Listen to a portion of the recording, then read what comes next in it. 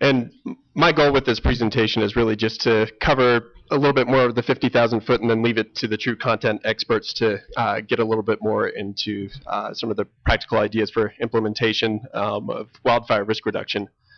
But just to give you a brief overview of what I'm going to be doing with my presentation, I'll talk to you a little bit about local and state hazard mitigation planning, the relationship to other community plans that might be out there, a broad overview of wildfire risk in Colorado as we've compiled it in some of our plans, then talk a little bit about risk reduction project formulation implementation. There are a lot of changes in the federal landscape for funding on all sorts of issues, but I'll talk specifically to our world on that a little bit. And then talk about a growing relationship between comprehensive planning and hazards planning integration. So, let's see, there we go. So just to sort of start, how many people are familiar with local hazard mitigation plans or have participated in that process in your community? All right, good. So we've got a few of you in here. Real broad overview, mitigation plans really stem out of the Robert T. Stafford Disaster Relief Act, which governs most of what FEMA does in terms of disaster response recovery. And then with the addition of the Disaster Mitigation Act in 2000, set a framework for mitigation planning and some of the grant programs that came out of that. And then that got codified into 44 CFR, which is what we're supposed to know. And you'll see FEMA folks especially, but some of us walking around with our book of the CFR that we have. But getting specifically into the components of both state and local hazard mitigation plans, really start with the community profile. And some communities will choose to look at capabilities that they have for risk reduction or response or even recovery in that community profile, or they'll move that a little bit lower into the plan. But then you really get into the meat of the plan, which is that hazard identification and risk assessment. In the HIRA, you're looking at past occurrences, probability, the location, potential magnitude of hazards that exist in the community. And you're looking, FEMA requires all natural hazards that might affect your community, but some communities choose to go beyond that. But wildfire is certainly one of the most frequent and one of the highest prioritized hazards that we see across the state. And then from that profile, you move into assessing vulnerability, which is essentially figuring out what's going to get impacted by a potential event in terms of development, homes, businesses, infrastructure, so on. And one added element that we have to do in the state plan is to look at all state-owned facilities as well. But we follow sort of that same process and then try to incorporate as best as we can information from local plans. I touched on that capabilities assessment. You're looking at policies, which may be regulations, building codes, any sort of land use issues, but then also programmatically. So some communities might have a slash program that they identify in there, or more ambitious ongoing wildfire programs or flood or whatever the hazard might be. But that's really where you're able to see what the community has in terms of the capability to reduce risk. And then going beyond that, some communities will identify what gaps they have so that they can figure out what they need to do. And then the real most important part of that plan is going to be the mitigation strategies. So you look at your risks, you look at your capabilities, and you figure out what are we going to do to reduce risk in our communities. And you have to look at the resources you have available. You have to look at implementation timelines. Is this a long-term project that you might implement over the next 5 to 10 years, or something that you can do the next year or two? What funding sources are out there, whether it's federal, state, or local? And then one part that we certainly could grow on, but we're trying to grow on, is that monitoring, evaluation, updating. So you have to update a plan every 5 years. I'll probably touch on that on a later slide. But what are you doing to get those projects implemented, to track progress and identify new priorities as they come up? Because certainly they'll change over a 5-year period.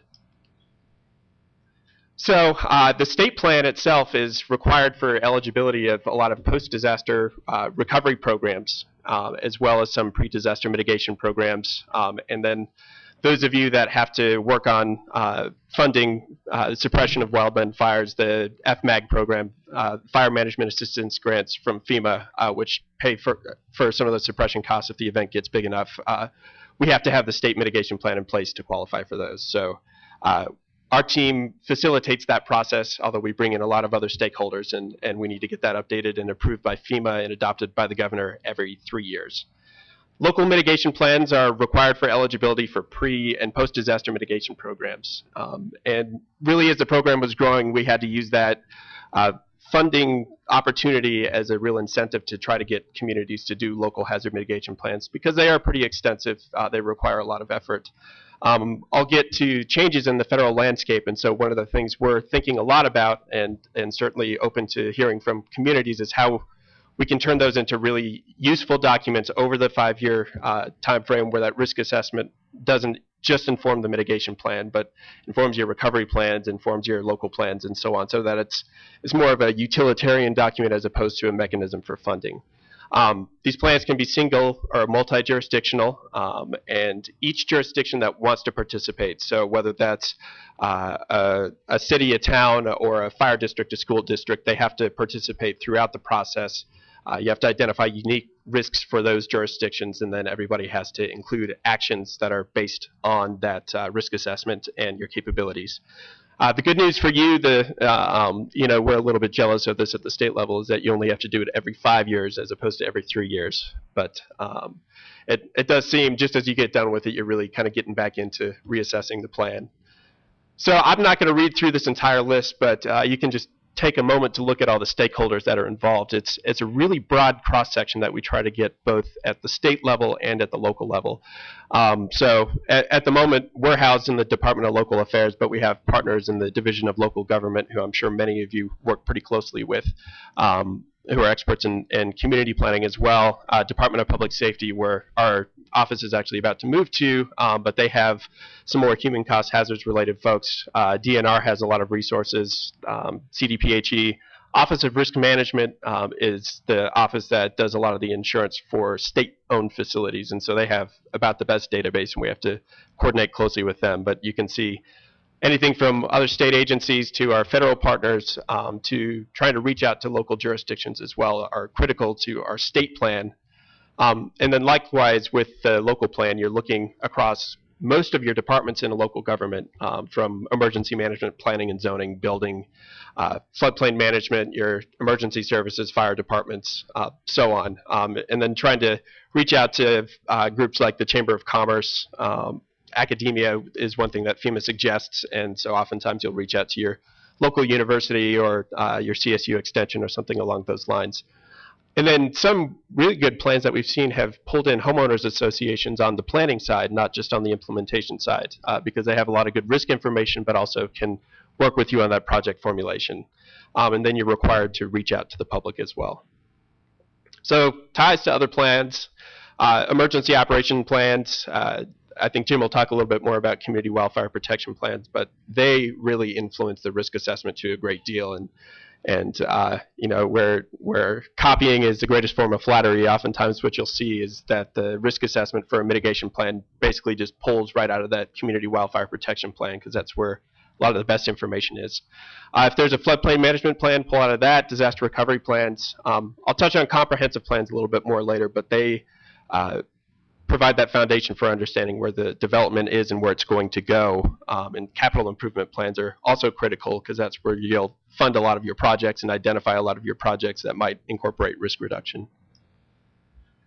So some of the available sources for wildfire risk information, and I'm only touching on a few of them. I'm sure you'll get some more information with some of the other presentations, but our state hazard mitigation plan, we really reach out to the State Forest Service, since they are the true content experts on wildfire, to provide us with a lot of that risk information, and we incorporate it into the plan. And they have developed their own actions within the plan as well, and they review it. And then the State Drought Mitigation and Response Plan, which the Colorado Water Conservation Board coordinated, but it talks a lot about the long-term trends in terms of drought, and even touches on climate change a little bit, but we were able to use some of that information. Local hazard mitigation plans. Hopefully your local emergency management office has some good risk information, but that's really where we're trying to work with them to even improve on what's already there.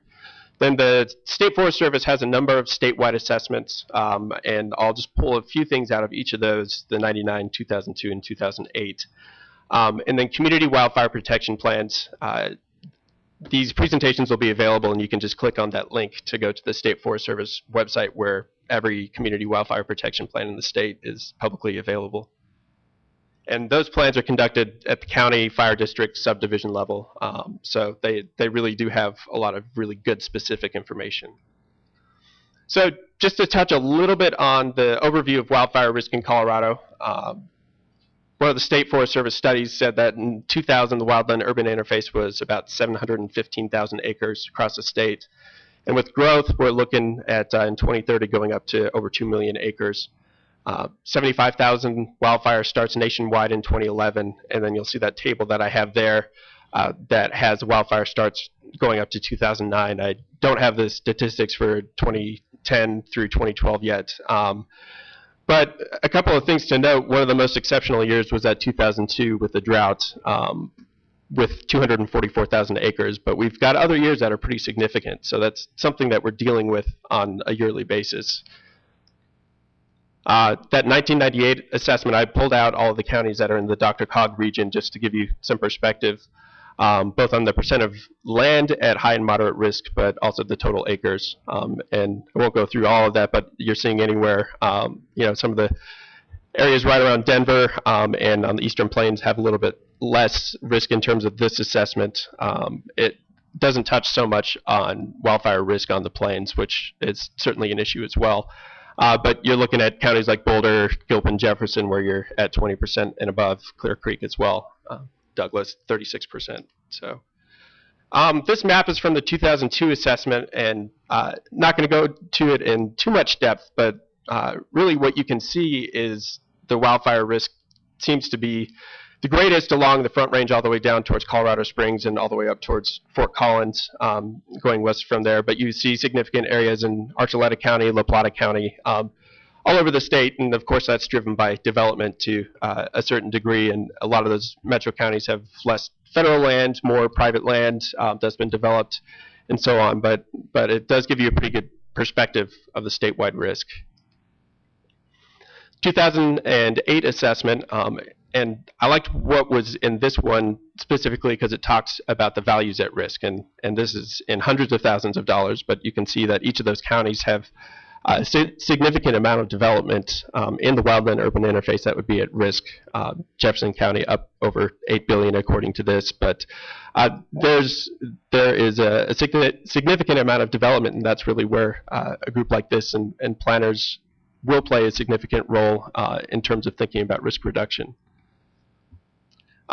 Just wanted to touch on this really briefly, but the state drought mitigation response plan did touch on climate change, and it doesn't make any conclusions because we don't necessarily know what's going to happen, but it's commissioned a number of studies that I'm sure a lot of you have already heard these points, but we're looking increasing the frequency of drought events in Colorado, and water yields may potentially decrease. That's something that we worry about in terms of ag water and drinking water and so on, but it also plays a significant role in wildfire risk.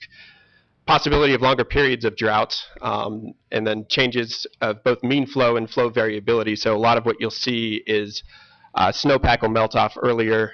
We may have more rain events as opposed to snow events, and that really changes the hydrology statewide and plays a significant role as far as forest health as well. And we'll potentially see issues of surface and groundwater, more wildfires, more insects and pests, and so on. So I wanted to touch on project formulation. I mentioned that in these local hazard mitigation plans, you have the risk assessment where you identify your vulnerabilities. You have your capabilities assessment where you figure out what you already do about it or what you may need to do to reduce risk in your communities. And then you move into project formulation. And they really, FEMA requires quote unquote a comprehensive range of mitigation actions. And so there's no prescribed number of actions, but really what the goal is to base those on those identified hazards. And then the actions are prioritized based on a review of social, technical, administrative, political, legal, economic, and environmental factors. We call that a Staple E assessment, but essentially that'll really help to decide what's going to be feasible to implement and what may seem like a really good idea but won't work for any one of those reasons. The 6 categories that I have here, I tried to adapt to wildfire. They come out of the community rating system, which is the National Flood Insurance Program The community rating system is something that communities can select to do to implement greater standards beyond the base NFIP to earn insurance credits and reduce insurance rates for their communities. But I really do like the 6 categories where you're looking at prevention in terms of zoning, building codes, open space preservation. And it's important to note that mitigation plans are not regulatory documents, but more they're referencing those documents and trying to influence those documents, but they themselves are not regulatory. Property protection, so you're looking at defensible space, potentially new roofing materials that might be a little bit more fire resistant.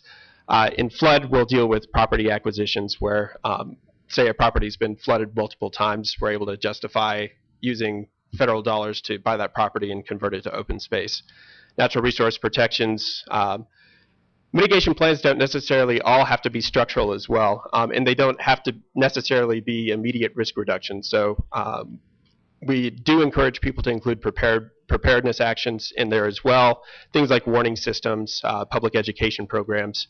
And then you can look at structural projects. I was struggling a little bit more to identify wildfire-specific structural projects, but when you're thinking about floods, that's detention ponds are a big thing that we see, new culverts, new bridges, so on. And then, as I said, a lot of those public information activities. And you're looking at, so what's the priority of this action? Who's going to implement it? When might it be implemented? How much would it cost, and what funding sources do you have? So those are all important questions to answer in the plan.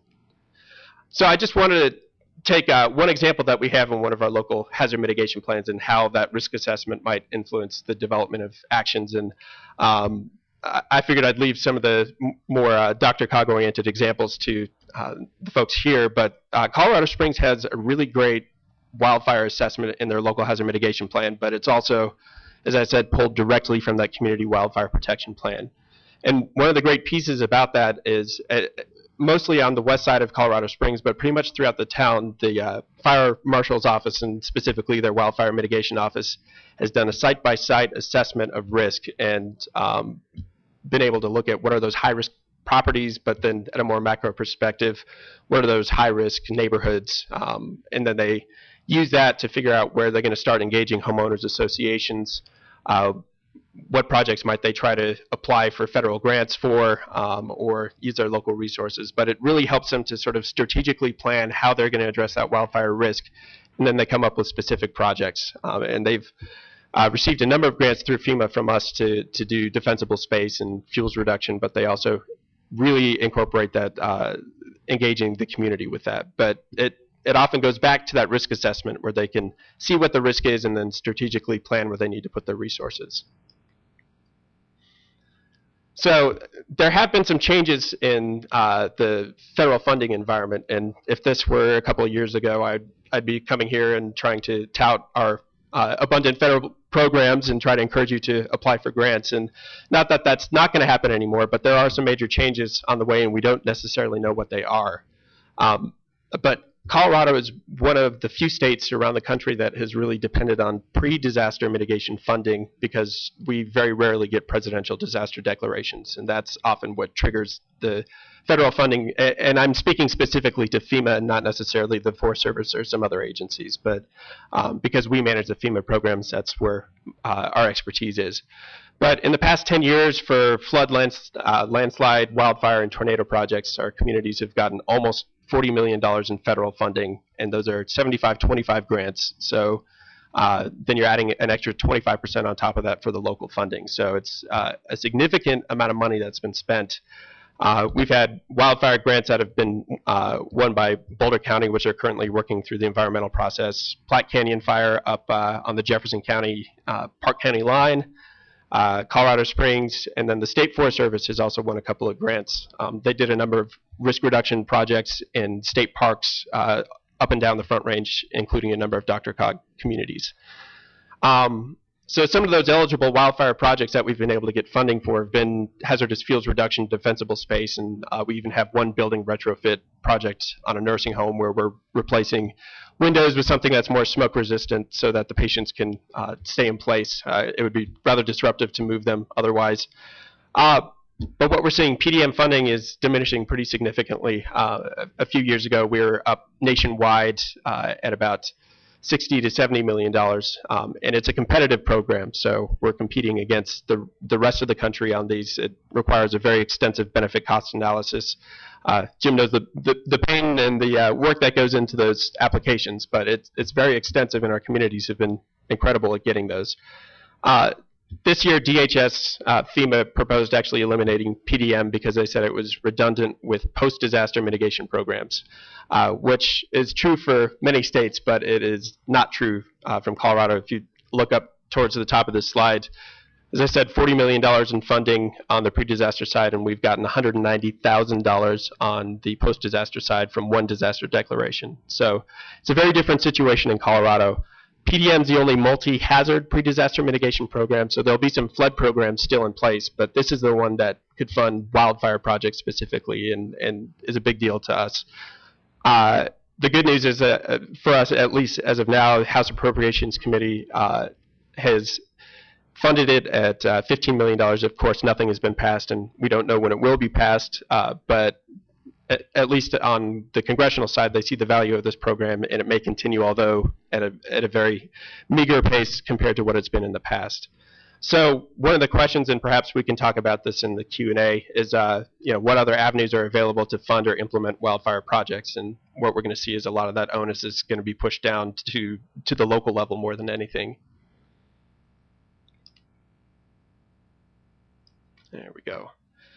So I'm going to lead sort of into the conclusion I have here, but Jill sent me a great document that the APA put out this month, the zoning practice, and it touched on where a lot of the wildland-urban interface work is being done. It touched on the risk a bit as well, but a couple of the takeaways on there is that wildland-urban interface regulations are usually administered by building departments or fire departments. And from the perspective of mitigation plans, they're all involved, but what the document said is that planners are not involved very frequently in the development or administration of these regulations. And then the other point that I thought was very interesting, and I pointed out that our mitigation plans are not regulatory, but zoning requirements that are explicitly supported by public policy through, say, a comprehensive plan tend to be much more legitimate and enforceable. So what that leads me into is a trend that we're seeing in mitigation planning, and something that's going to be very important to keep these plans going, since the incentive of funding is not there quite to the same degree. One thing that I'm personally trying to promote in the communities where it's feasible, and it won't be in every community, is really looking at this possibility of fully integrating your mitigation plan into your comprehensive plan process. Of course, the two processes need to align together at the same time, but it does provide that opportunity to enhance your coordination between a lot of your departments. And one thing that we'll see is a number of different planning documents have different risk information, so there's not necessarily a baseline understanding across the community of what the risk is. The mitigation plan may say one thing, whereas the emergency operations plan may say another thing. So the model that we've been looking at is having a hazard identification risk assessment that applies across the community and is useful to a number of different agencies.